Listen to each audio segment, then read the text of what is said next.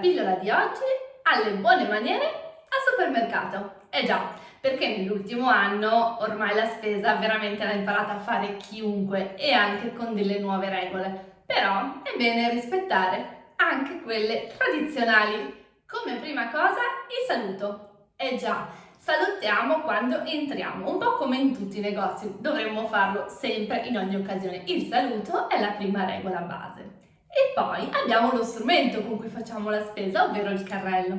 Facciamo attenzione a non urtare le persone che incontriamo e anche, soprattutto, a non intralciare le corsie, magari abbandonando il carrello in mezzo a una corsia e andando dall'altra parte del supermercato a prendere un'altra cosa.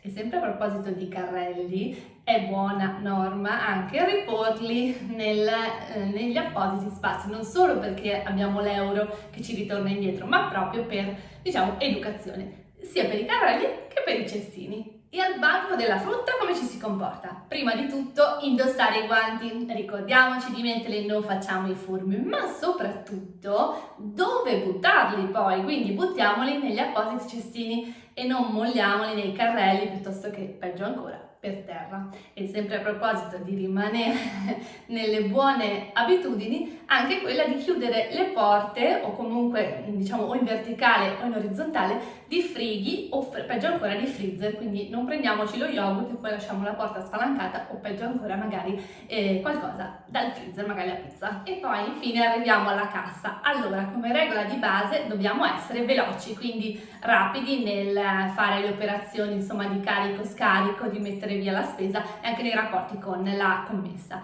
Importantissimo, non distraiamoci, quindi non passiamo il tempo al telefono. E poi una cosa molto cortese è quella di accorgersi se c'è una persona dietro di noi che magari ha poche cose, qualche cosa, noi abbiamo un carrello strapieno e magari lasciarla passare. E l'ultima regola è che non devono mancare mai nel carrello le patatine.